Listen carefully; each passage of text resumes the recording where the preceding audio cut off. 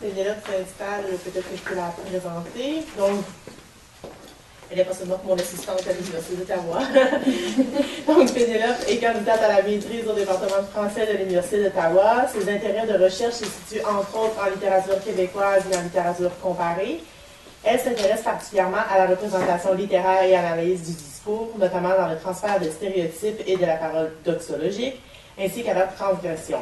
Sa thèse interroge la notion d'excès comme condition de possibilité de la parole littéraire dans D'évader de Régent Charles et Sous le volcan de Malcolm Lowry. Bien, je ne parlerai pas du charme aujourd'hui. Aujourd'hui, je vais plutôt parler de la représentation de l'espace mélancolique dans Neige noire du Baraquin. Donc, j'ai changé le titre qu'il y avait dans le programme. Tout d'abord, merci aux organisateurs du colloque. Merci Julie, merci M. Harel. Passer après M. Paris et M. Harel. C'est le fun. Oui. Pas de problème. Donc, dans le roman Neige noire du Baraquin, paru en 1974 à Montréal, le lieu investi par la parole littéraire est double. Le roman se déroulant successivement et parallèlement à Montréal et dans le nord norvégien. Ces deux espaces sont présentés comme très hauts en intensité mélancolique et permettent au texte de mettre en œuvre une représentation littéraire originale de cet état psycho-affectif. C'est d'ailleurs le lien que je fais avec le colloque, car pour moi, qui dit mélancolie, dit espace de perte, et en analysant l'exil et tout ça, je me suis rendu compte qu'il y avait beaucoup de mélancolie, donc je me suis interrogée s'il y avait toujours mélancolie, s'il y avait exil, et j'ai décidé de m'intéresser plus particulièrement ici au phénomène de la mélancolie, tout en continuant plus tard ma réflexion sur l'exil. Donc, dans cette perspective, il est pertinent de nous interroger s'il est possible de définir différents paramètres de l'espace qui permettraient de mettre à jour la mélancolie sous-jacente au texte, mélancolie toujours infiniment solitaire, et d'analyser l'investissement de l'espace par les personnages. Autrement dit, comment l'espace, dans Neige noire, permet à la mélancolie d'être appréhendée dans le tissu textuel en échappant aux représentations figées de cet affect. De manière générale, on peut définir la mélancolie comme cette émotion ressentie par un sujet hanté par la perte qui se projette dans un monde dans un état de tristesse vague dont les manifestations peuvent être diverses. De plus, l'espace de la mélancolie ne serait pas assujetti à des contraintes temporelles et devrait être envisagé dans une logique échappant à une perspective cartésienne du temps et de l'espace pour privilégier un traitement spatial se rapprochant du concept de la Cora. On a déjà parlé de l'écoumène. On va concentrer plus sur la Cora, ce lieu existentiel, selon Beck, qui mettrait à mal le concept de frontières et de limites cartographiables qui serait ici le topos. Ainsi, dans cette analyse aujourd'hui, nous exposerons différents paramètres permettant d'éclairer l'espace mélancolique du texte, et celui-ci sera abordé comme un espace de la perte, un espace mémoriel, un espace intervallaire et un espace métatopique. Les concepts d'espace mémoriel et intervallaire ont été abordés dans le cadre du séminaire littérature comparée, mélancolie et littérature donné par M. Daniel Castillo-Durante à l'Université d'Ottawa, où a d'ailleurs commencé à germer ma réflexion menant à cette présentation aujourd'hui, tandis que le concept d'espace métatopique a déjà été apporté par M. Daniel Castillo-Durante dans son livre Théorie du stéréotype à la littérature.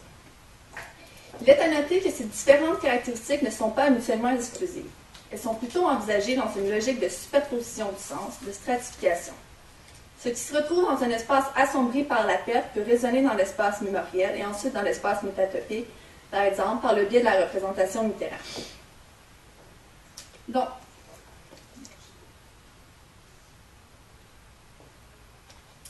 ainsi donc, dans un premier temps, le premier paramètre de la représentation de l'espace mélancolique est l'importance du phénomène de la perte, phénomène intimement lié à la mélancolie. En effet, le roman au complet de Neige noire apparaît comme l'expérience de la perte de Sylvie, notamment du point de vue de Nicolas. D'une part, la mort de Sylvie dans le nord norvégien module l'ensemble de la trame narrative du roman. Elle a dit au milieu du récit et marque clairement une césure dans la trame narrative en coupant court au voyage de noces de Sylvie et Nicolas, tout en demeurant le point de fuite de toutes les intrigues. Sylvie est d'ailleurs, je cite, la structure porteuse de l'œuvre. Fin de la citation. Tous les personnages, Nicolas, Eva, Michel, tentent de faire le deuil de Sylvie, et la deuxième moitié consiste à l'écriture du scénario de Nicolas. D'autre part, il apparaît que les planifications du départ pour le voyage de noces ont été effectuées sous la marque de la transgression incestueuse de Sylvie avec son père Michel Lewandowski à Montréal. En effet, nous apprenons dans la deuxième partie que Nicolas était déjà au courant de cette trahison avant le départ pour la Norvège. Les différentes versions de la mort de Sylvie par meurtre subordonnent donc cette transgression adultère. La mort de Sylvie, lors du voyage de noces, est aussi très symbolique. En effet, le voyage de noces représente anthropologiquement un rite de passage, la perte d'un statut social pour en endosser un différent, et la femme pouvait ainsi passer de la tutelle du père, donc de la représentation du même, à celle du mari, la représentation de l'autre. Toutefois, ici, le pacte n'a pas été respecté par Sylvie à cause de sa relation incestueuse. De plus, le phénomène de la répétition à la fois comme répétition générale, comme une pièce de théâtre, et comme itération, augmente en intensité le phénomène de la perte de Sylvie. Ainsi, plusieurs scènes, notamment celle avec Linda dans la chambre de Stan Parisé, se présentent comme des répétitions générales de la mort de Sylvie, morts qui seront successivement réitérées sous différentes versions et répétées dans le scénario de Nicolas, dont l'écriture même représente une mise en abîme.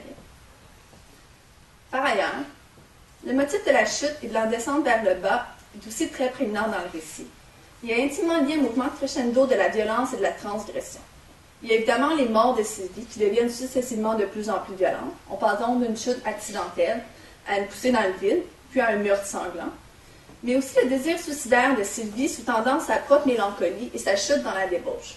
Pensons notamment à sa première rencontre avec Nicolas, lorsqu'elle s'acquittait comme elle pouvait de ses dettes de jeu. C'était une citation. En ayant des relations sexuelles sauvages et violentes avec Nicolas, inconnu à l'époque, et aussi à sa tentative de suicide dans la chambre d'hôtel où elle s'était inscrite sous le nom de Madame Lewandowski. De plus, Michel Lewandowski, son père, se suicidera lui aussi en se jetant d'une tour à bureau peu après la mort de Sylvie. Bref, la perte investit l'espace mélancolique, à la fois comme expérience des personnages et comme motif de la chute. Nicolas reproduit d'ailleurs les paramètres de la mort de Sylvie dans son scénario qu'il commence à rédiger lors du voyage de noces, soit après la découverte de la trahison de Sylvie, scénario qu'il projettera de réaliser à Montréal et qui, en tant que récit autobiographique, agira comme processus mémoriel.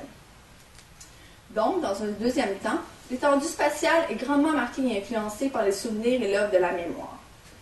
Dans Neige Noire, le tissu textuel apparaît comme hanté par les souvenirs des personnages et la structure du roman, par son écriture cinématographique et ses nombreuses analepses et réitérations, qui sont des effractions narratives qui sont aussi les analepses et les itérations, c'est des effractions narratives dans le déroulement de l'histoire. Ces artifices permettent l'enchevêtrement de ce segment mémoriel dans un ordre disjoint. Cela entraîne notamment la superposition de plusieurs espaces par la réminiscence, mais aussi le sentiment de présence de Sylvie dans l'ensemble du roman. En effet, 3 scènes sont plus souvent répétées. Celle de la mort de Sylvie, celle des débats amoureux de Nicolas et Sylvie, et celle de la scène où Sylvie attaque Nicolas au pénis avec son pendentif. Donc ces scènes-là sont répétées souvent, il y a toujours des variations. Le déplacement dans l'espace ici semble autoriser cette remontée de souvenirs. Il y a un marquage net entre l'avant et l'après la mort de Sylvie, mais il y a sans cesse cette fraction du passé dans le présent fictionnel jusqu'à la dernière expiation du meurtre de Sylvie. Les souvenirs s'élaborent en différents plans et en plusieurs versions. L'écriture du scénario, à la fois comme mise en abîme et comme procédé narratif du roman, rattache le texte à un passé qui se réactualise, se reproduit sans cesse, et entraîne le déplacement de l'espace absolu et sacré du Nord, à Montréal, par cet artifice de scénario autobiographique que Nicolas désire réaliser. Nicolas, personnage mélancolique, accorde ainsi plus d'importance à ce qui fut que ce qui pourrait être, et continue d'investir la réalité, son présent, par une réalité virtuelle dépositaire du passé. Par ailleurs, il y a un système de transposition intertextuelle, notamment avec la pièce Hamlet de Shakespeare. Les souvenirs de Nicolas sont directement rattachés à la pièce, où il se retrouve à réciter carrément des bribes de l'œuvre. Cette contamination du texte d'Aquin par l'intertexte shakespearien participe à la scission et à la déconstruction de la trame narrative du roman, mais aussi de l'identité du personnage. Associant ses souvenirs du texte de Shakespeare au texte en devenir, Nicolas, présenté comme Double de Fortinbras, démontre en outre une certaine nostalgie de ce pays qui lui est directement inconnu, la Norvège, en y associant, par son interprétation d'Hamlet, la dénonciation des simulacres, la levée des masques et la punition des trahisons, en plus d'être beaucoup investi de la mort et d'une violence sacrée. Le choix de ce lieu d'exil, en quelque sorte, comme le théâtre de la mort de Sylvie, est donc cohérent dans cette optique où Nicolas tente de rejoindre le Lundensark, je suis désolée pour la prononciation, ce lieu sacré mythique. En somme, l'espace mémoriel dans le roman par ce regard orphique toujours porté vers un passé douloureux, exprime ici la mélancolie des personnages. Dans un troisième temps, l'espace dans la neige noire apparaît aussi comme intervalaire. L'espace intervalaire est cet espace autre, entre deux, où le marquage des frontières est estompé, voire complètement supprimé, au profit d'un espace hétérotopique.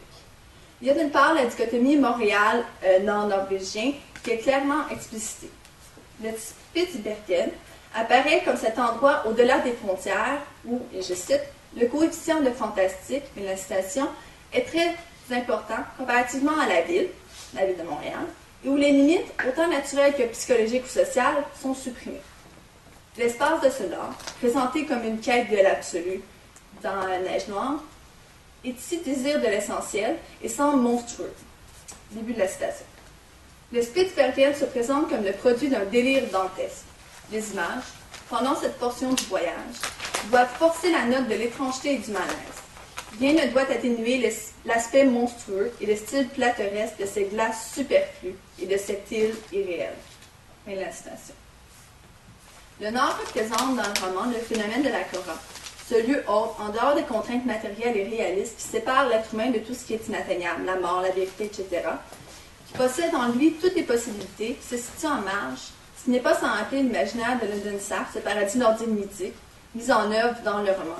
Je parle de l'espace aujourd'hui dans ma présentation, mais Akin, dans Neige Noire, fait aussi toute une réflexion sur le temps. Donc, le temps dans la Cora doit aussi être pris en considération. Il est intéressant de remarquer que si la ville de Montréal et ce nord norvégien sont très différents, notamment sur le plan du rythme, de la splendeur et de la démesure, la notion d'enfer et d'apocalypse est dédoublée par le désir dantesque dont d'une part de l'architecte de Svalbard et par l'ambiance lourde et chaude de Montréal lors de l'incipit du roman. Toutefois, seul ce nord, par le rapprochement avec l'intertexte d'Hamlet par Nicolas, sorte de double de Fortinbras, semble permettre à celui-ci de confronter réellement ses pulsions, devient le lieu où le refoulement ne peut plus agir. Les masques tomberont. D'ailleurs, lors de leur arrivée à Spitsbergen, Nicolas et Sylvie trouvent un cimetière, lieu intervalaire exemplaire, où les limites entre la vie et la mort tendent à s'amoindrir, et qui agit presque ici comme Paulette la mort de Sylvie. De plus, il est très intéressant de remarquer que les personnages sont presque entièrement toujours en situation d'immobilisme et dans un lieu fermé dans Neige Noire.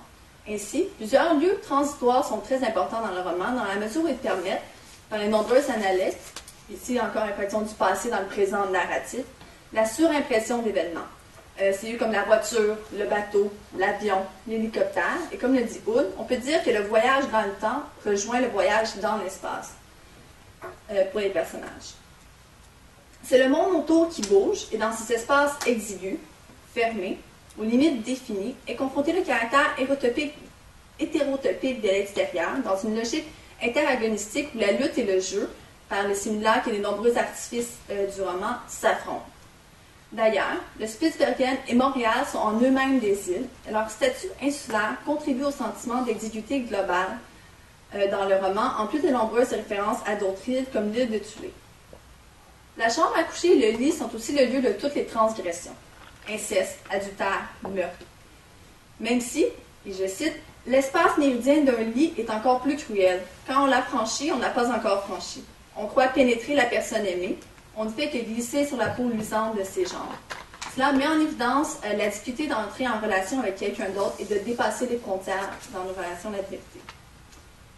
Les fenêtres sur l'arrière, promesse jamais tenue, comme l'endroit symbolisé par le tableau Natchez Under the Hill, ne s'actualisent jamais et les personnages, même en parcourant une distance géographique très importante, ne parviennent pas à sortir de ces lieux clos.